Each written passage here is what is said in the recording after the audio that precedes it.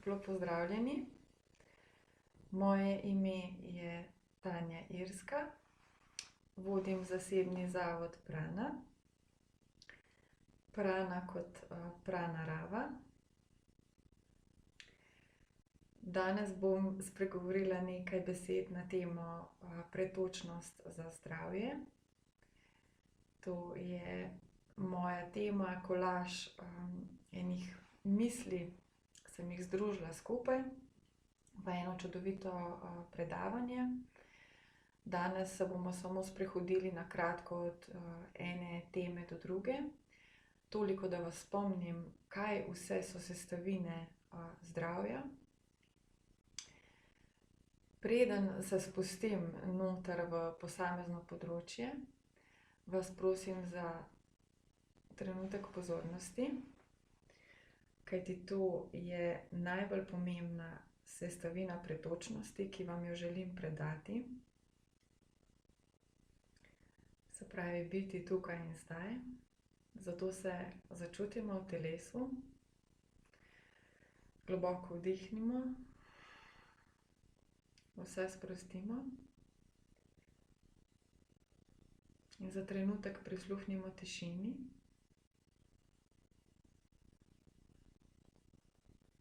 Tako, sedaj pa lahko začnemo. Pretočnost sem razdelila na 4 glavne teme, 4 glavne dele. Pa če začnem najprej z najbolj očitnim, to je našim telesom. Se pravi, kaj vse potrebuje naše telo, da ostane pretočno? Seveda potrebuje učinkovito dihanje, torej potrebujemo dovolj kisika, potrebujemo pitje vode z dovolj količine vode, se pravi, moramo biti dobro hidrirani, kar se kar da diskutirati o tem. Potem pomembno je gibanje, sprehod v naravi, po gozdu, travnikih, ob vodi, reki. Telovadba, če vam paše, je super. Se pravi, je treba tudi svoje ude pretegniti, da pride kisik tudi v druge dele telesa, se pravi, ne samo roke, s katerimi mahamo, in noge, ki hodijo. Potem, toliko, da vam povem, od kje sem sploh dobila idejo za pretočnost. Dobila sem jo ob eni gorski reki, ki je bistro tekla pred menoj, in ko sem zrla v tok vode, sem spoznala, da ta voda nenehno sveža teče, da se nikoli ne vrača, ampak da nenehno teče naprej. In takrat se je v meni utrnilo spoznanje, da je življenje kot reka, ki nenehno teče, in da se ne morem ničesar oklepati. Torej, da moram vse stvari vsak dan, tudi vsa čustva, misli, da moram vse nekako spuščati skozi. Tekom mojih besed skušajte pogledati v sebe, kje se česa oklepate in na katerem področju je dobro malce napredovati.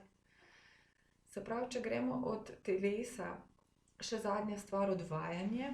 Se pravi, eno je znojenje, drugo je, da gremo vsak dan na veliko potrebo. To je obvezno, na tem moramo vztrajati. Če ne, se moramo poglobiti v naravne načine, s katerimi se lahko pomagamo. Na ta način nam lahko veliko energije zastaja v telesu, se slabo počutimo, saj dobro veste. V glavnem, da se najti učinkovite načine, da se vsak dan sčistimo, 2-krat na teden preznojimo. Pa pojdimo naprej na čustva. Čustva so spet en tok energije skozi naše telo, ki so kot vreme, zelo pogosto se menjajo. In tudi njim moramo dovoliti pretok. Ko čutim eno čustvo, ga ozavestim, ga zares čutim in si ga dovolim čutiti, nekako stopim vanj, to pomeni, da bo šlo tudi hitro skozi mene.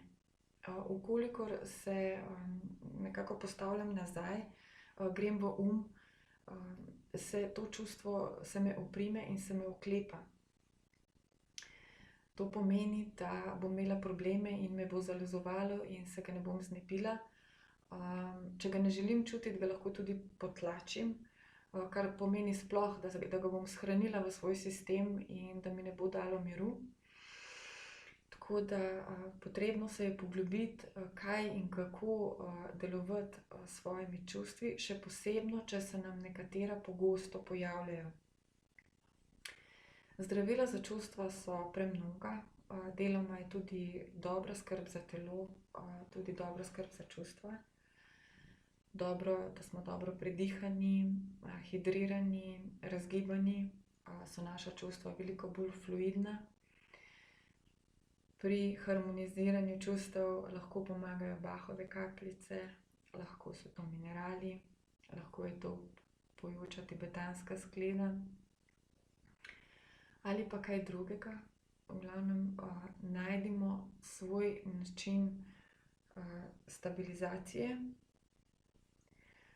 No, tretje področje je to je ta naš Zelo dobro je, če v ne kujemo zgodb. Če nam uspe samo držati eno namero, kaj si želimo, da si to nekako postavimo tukaj gor, ostalo pa ne razmišljamo, vsaj ne zavestno, razen kadar iščemo kakšno rešitev za kakšen čist konkreten izziv, problem. Sicer pa puščamo da se vrti, od ozadja ga opazujemo, smo v prisotnosti, to bo naše četrto področje. Sicer se pa ga ne oklepamo, se ne zatikamo, ker bo to pomenilo, da bomo postali nepretočni, da bomo kovali kakšne zamere, da se bomo spuščali v razne zgodbe. Nam lahko poje veliko vitalne energije. Zato je dobro, da ga pustimo čim bolj pri miru. To se pravi, ena takih stvari, ki se jo radi oklepamo, so zamere, torej zdravilo za zamero je odpuščanje. Vsak dan odpustimo vsem in vsemu, zato da ne postanemo žrtev drugih ljudi ali pa situacij življenja. In pa še ena misel se mi je utrnila, ena ideja, pravkar sem bila na sprehodu, in sicer, da ko dobimo eno idejo v ki bi jo bilo vredno izvesti, se pravi spraviti v akcijo, da jo čim prej uresničimo. Se pravi, da ne odlašamo s stvarmi, ampak da gledamo, da čim prej uspemo tisto, kar se nam je utrnilo in smo spoznali kot za vredno, da to tudi uresničimo. Toliko na kratko o Zdaj pa gremo še na področje, na eno veliko področje, področje duha. To področje je najmanj otipljivo, je tudi najmočnejše. Če imamo duhovno področje zdravo, so tudi ostala področja toliko lažje zdrava. Glavna sestavina pretočnosti na področju duha je pa ravno čuječnost. Biti tukaj in sedaj, prisoten v svojem telesu. Ko si zavestno prisoten, negativna čustva ne morejo dolgo vzdržati, ker jih vidiš in jih nekako opustiš. Ko smo čuječi, se tudi takrat ne porabljamo veliko energije. Recimo, ko smo jezni, ko smo negativni, takrat kar gori energija iz nas. Ko smo prisotni, tako kot je recimo prisotna narava, takrat porabljamo zelo malo energije, delo nam zelo lepo teče, počutimo se celostne, harmonične. Zdaj, kako ohranjati prisotnost, to pa je vsakodnevni izziv. O tem bi vam več rada povedala na predavanju. Upam, da ga bomo lahko kmalu izvedli. Nekaj idej sem vam predala, naj vam koristijo in se kmalu vidimo. Hvala lepa.